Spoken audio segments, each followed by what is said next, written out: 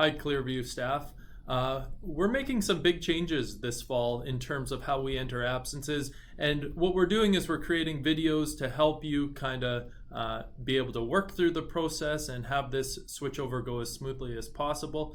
For teachers, the big change will be in the past, you would have let your administrators know and secretaries know that you needed an absence. And usually the secretary would actually go into our PowerSchool Atrieve system and enter the absence, and then the principal would then go approve it. So the big change that we're doing this year is it's actually going to be the teacher that logs into the Atrieve program, and then it will go straight to the principal to approve. So a big change there. For support staff, the change is fairly significant in the sense that in the past we were filling out timesheets by hand, and they would be submitted to the office, where they would be checked and approved by the principal. And then what would end up happening is it would be sent to central office, where it would be manually inputted by central office staff into the system. So now for support staff, the process is quite different in the sense that you now have your yearly schedule. You know exactly how many hours you will be working each day.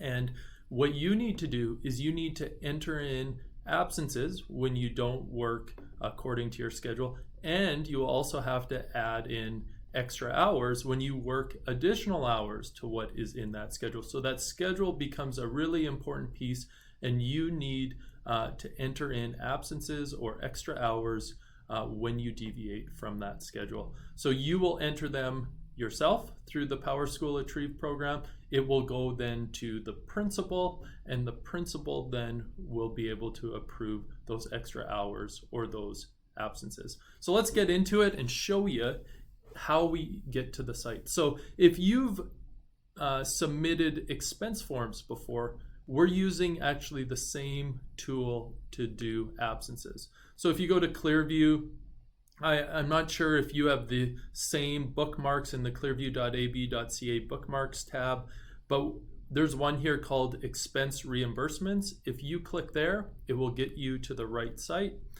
Also, you can go to the Clearview webpage. I'm on it right now. And if you scroll down to staff, you click the staff button.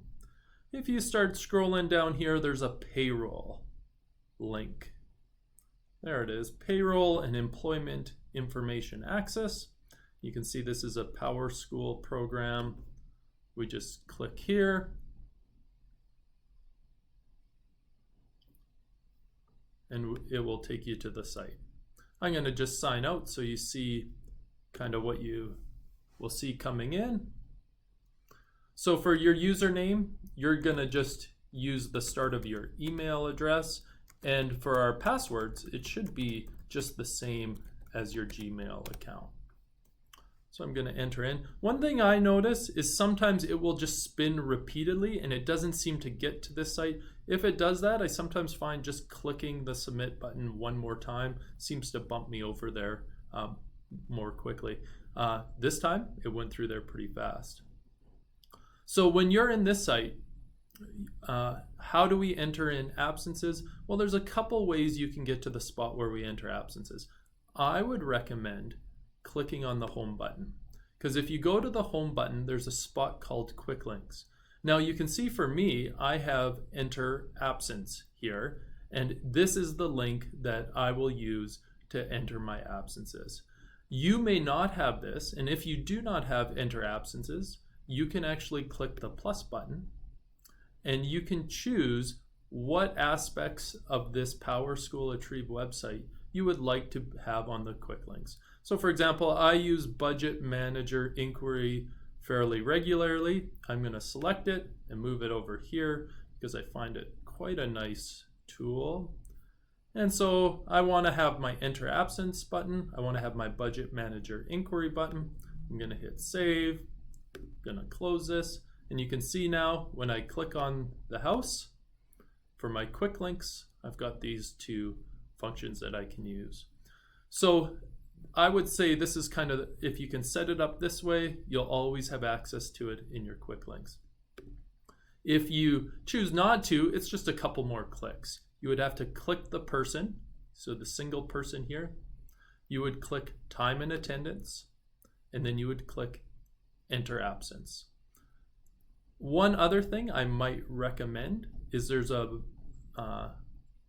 link called view or change. I would encourage you to put that one also on your quick links as well. So once you click enter absence, we are now moving into the area where you can enter an absence. I'm going to show how to do this on the next video, so hopefully this helps you getting to the right spot.